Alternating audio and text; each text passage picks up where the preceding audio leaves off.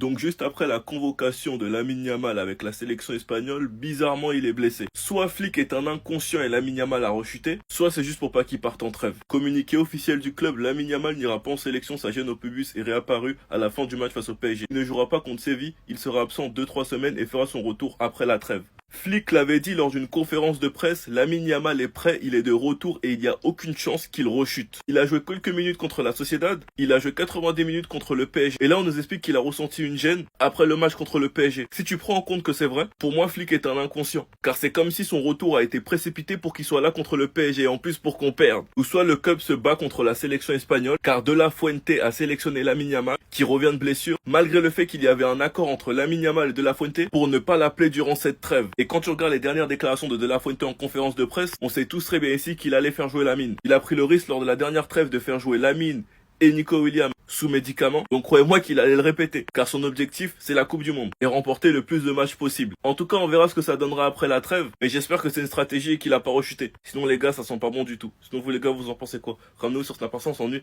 Les gars, c'est officiel, Lamine Yamal est blessé, une hécatombe de blessures au FC Barcelone. Et ça, c'est sans la trêve internationale. Donc, est-ce que je dois m'inquiéter? Oui. Je vous le rappelle, le Barça était capable de jouer les matchs de Liga sans Lamine Yamal parce que t'avais du Rafinha, t'avais du Firmine qui était en forme. Là, tu vas jouer face à Séville sans Rafinha, sans Lamine Yamal, sans Firmine.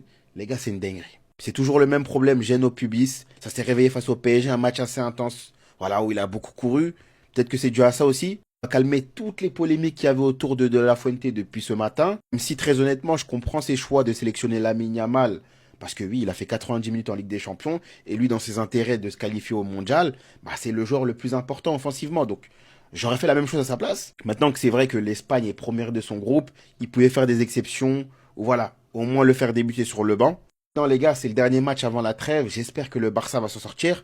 Parce que on est très très limité devant les gars. Ça va être au tour de Rooney de montrer de quoi il est capable. Rashford va devoir faire plus. Ferran, Robert Lewandowski. On va faire avec ce qu'on a. Attendez. J'espère que c'est une blessure diplomatique pour qu'il n'aille pas en sélection. Le club prévoit un communiqué médical autour de Lamine Yamal. Lamine Yamal ressent une gêne au niveau du pubis. Plus tôt dans la journée, l'Espagne avait sorti sa liste des convoqués pour la prochaine trêve. Et comme on peut le voir, De La Fuente avait convoqué Cubarsí, Olmo, Pedri, Ferran et Lamine Yamal. Et vis-à-vis de tout ça, De La Fuente, on lui a posé la question. Parce que lors de la dernière trêve, on a vu dans quel état Lamine Yamal est rentré. Et s'il vous plaît, écoutez ses réponses. Si vous pensez que vous vous êtes trompé avec la gestion de Lamine, non, zéro. C'est le risque qu'il faut prendre pour faire un sport, que ce soit ici ou dans son club. S'il joue, c'est parce qu'il est en forme, c'est aussi simple que ça. Cette déclaration, pour le coup, je la trouve vraiment très culottée, parce que lors de la dernière trêve, le Barça avait prévenu l'Espagne que Lamine Yamal avait des douleurs, et pourtant ça n'a pas empêché De La Fuente de faire jouer Lamine Yamal lors des deux matchs, que ce soit contre la Bulgarie ou la Turquie, 79 et 73 minutes, sous antibiotiques en plus, et le résultat c'est que Lamine Yamal a raté 4 matchs avec le Barça. Il est revenu seulement dimanche dernier contre la Sociedad, et il a joué mercredi contre le PSG. Bref, en tout cas, n'hésitez pas à me donner vos avis dans les commentaires, histoire de savoir ce que vous en pensez, et moi je dirai tout ça. En fait, si tu veux qu'il ait les ligaments croisés, il faut nous dire. Lamine Yamal qui vient à peine de revenir de blessure, qui a joué 90 minutes en Ligue des Champions face au PSG, il est convoqué avec l'Espagne pour faire les matchs avec l'Espagne. Hansi Flick, entraîneur du Barça, donc c'est celui qui a le plus son mot à dire pour moi, a fait pression sur la fédération espagnole pour que Lamine Yamal ne soit pas sélectionné. Cependant, il est finalement bien dans la liste de l'Espagne. Lamine Yamal a terminé le match contre le PSG avec une surcharge et boitait. L'Espagne l'a néanmoins convoqué. Ce que j'arrive pas à comprendre les gars, c'est que c'est la Coupe du Monde, c'est l'Euro, vas-y c'est des matchs importants, Ok, à la limite, tu le mets sur le banc, tu le fais rentrer, tout ça. On sait très bien que tu vas le mettre titulaire, on sait très bien que tu vas le faire jouer 90 minutes. On a un talent générationnel entre les mains, et lui, il va nous le gâcher. Vous vous rendez compte que Hansi Flick, il est là à faire pression sur la fédération pour que Yamal se repose. Les gars, il a 18 ans, et il vient de les avoir. Il a joué plus de matchs que des mecs de 26, 27, 28 ans. C'est pas bon. Que tu veux ou pas, c'est pas bon. Il y a même un ancien joueur qui a témoigné il y a pas longtemps, il a dit continuez. Et c'est sûr, ça va arriver, il y a des blessures qui vont arriver dans sa carrière. Moi, sur le truc de Yamal, il est tellement fort qu'on est obligé de l'utiliser, ça je suis d'accord. En club, on le voit très bien avec le Barça, il a 18 ans, c'est lui le titulaire indiscutable. Mais il faut doser, là il revient de blessure, il a joué 90 minutes contre le PSG, l'autre fois il rentre contre la Real Sociedad. Pourquoi tu le prends? En fait, vous, la sélection espagnole, vous voulez traire le FC Barcelone jusqu'à la moelle épinière, en fait, j'ai capté. Donc, Lamine Yamal, dès qu'il joue, hop, vous le prenez. Marc Bernal, dès qu'il est disponible, hop, vous le prenez. Mais calme, il revient des croisés. Vous l'aurez compris, première convocation pour Marc Bernal en U21. quand même, c'est fort. On voit des noms du Barça assez connus. Hein. Astralaga, Alex Valle ici, Marc Guillou. Bon, voilà, il y a du petit monde du Barça. Pas au prime également, que j'allais oublier. Donc voilà, ça va lui faire tout du bien. Après avoir connu ses premières minutes en Ligue des Champions, bon, ça fait plaisir de le voir évoluer, mais calme, il vient de revenir. C'est pas parce qu'il a eu le feu vert médical que vous pouvez le traire lui aussi. Prendre tout son chakra. Même si on dit génération boostée 2007, maintenant on parle de Lamine. En plus, il vient de prolonger, genre, laissez-le le temps. Ose avec ton staff lui faire du mal. Pour des matchs que vous allez gagner, vous êtes favori pour gagner la Coupe du Monde. Qu'est-ce que tu veux lui faire du mal pour jouer à un match de 30 minutes de plus? Ton crâne chauve là. Côté Barça, on a Koubarsi, on a qui? On a Lamine Yamal, on a Ferran, et puis au milieu on a qui? On a Pedri et Olmo. Mais bon, Olmo, bref, voilà. Donc voilà, ça me saoule. Trêve de merde.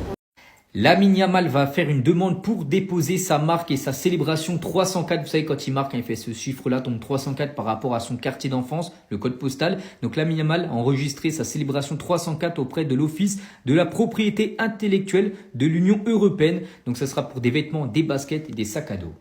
Toujours avec Lamine, on va parler de son club, le FC Barcelone. On apprend aujourd'hui que le FC Barcelone pourra abandonner le projet de la Super League. On parlait beaucoup ces derniers temps. Donc les relations entre l'UEFA et le club catalan se sont améliorées. Et le nouveau format de la Ligue des Champions a généré plus de revenus. Donc du coup, le Barça ne veut plus, bien sûr, participer à cette Super League.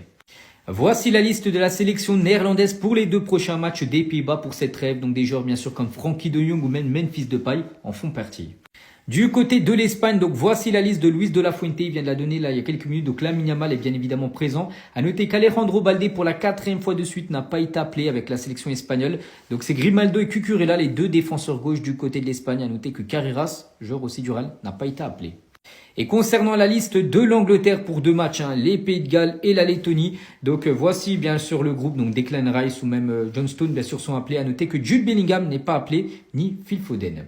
Et on finit aujourd'hui, on n'oublie pas qu'aujourd'hui, en ce 3 octobre, c'est l'anniversaire de Zlatan Ibrahimovic, l'ancien attaquant de l'AC Milan, du Barça, même du PSG, fête aujourd'hui ses 44 ans. Le clash continue entre De La Fuente et le Barça. Lamine Yamal a été sélectionné, mais pour moi, le responsable, c'est Flick. Tu n'as rien à dire au sélectionneur lorsque tu fais jouer Lamine Yamal 90 minutes en Ligue des Champions devant toute la terre entière. Parce que c'est trop facile. Toi, t'as le droit de jouer 90 minutes et la sélection n'a pas le droit. Un peu d'objectivité, les gars. Mais par contre, pour moi, De La Fuente, qui a énormément de joueurs du Barça, s'il sait que le Barça est contre, il pourrait faire une petite faveur. Parce que Flick, le staff, Deco, ils étaient tous contre. Je lui ai demandé s'il avait prévu de parler avec Lamine. Ce n'est pas quelque chose d'anormal, c'est quelque chose de normal. Si un club nous informe qu'un joueur a une gêne, il rentre chez lui sans problème. Mais j'insiste, il a joué 90 minutes contre le PSG et nous verrons d'abord Séville et ensuite nous évaluerons la chose. Il explique que dans la vie, il faut prendre des risques. Comme si le cas Gavi ne lui a pas servi de leçon, il a pris le risque. Gavi s'est fait les croisés. Oui, les blessures, ça arrive, mais il faut essayer de les minimiser. Grimaldo explique que si un joueur se sent pas bien et veut rentrer, il peut rentrer. C'est la volonté du joueur, mais le problème, c'est que Lamine Yamal n'est pas un joueur mature, c'est un joueur qui veut jouer tous les matchs. Donc il a pas cette conscience de dire non. La preuve est qu'il boude lorsqu'on le sort. Et il y a un détail intéressant qu'un journaliste a dit. Le médecin de l'équipe nationale a administré des injections aux ischio-jambiers à Lamine et à Nico. La conclusion, c'est que Lamine et Nico se sont blessés en sélection. Enfin bref, on verra comment ça se terminera, mais les gars, ça pue. Enfin bref, sinon vous les gars, vous en pensez quoi? Ramenez-nous sur Staff Instant, on s'ennuie. Bon, c'est parti, les 5 ballons d'or les plus mérités pour moi. Bon, on commence direct avec Ronaldo 2017. Pour moi, il n'y avait même pas de débat, les gars. Cette année, c'est un extraterrestre. Acteur majeur, but légendaire, finale. Bref, il avait tout pour remporter ce ballon d'or. Messi 2009, est-ce que j'ai besoin de parler? Son premier ballon d'or, un ovni qui arrive sur la scène européenne. D'ailleurs, c'est le ballon d'or, il me semble, avec le plus de points de l'histoire. Ça veut dire, là, cette année, il n'y avait vraiment pas de débat.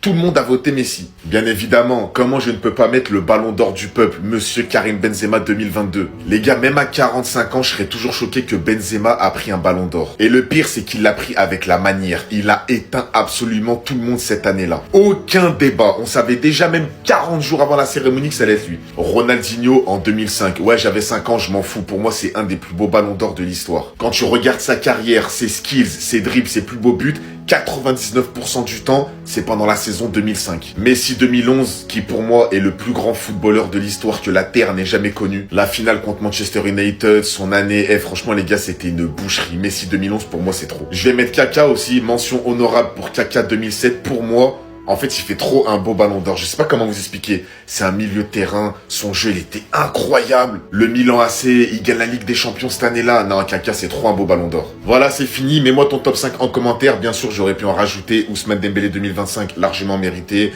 Ronaldo Nazario, largement mérité. CR7 2008. Il y en a plein, les gars.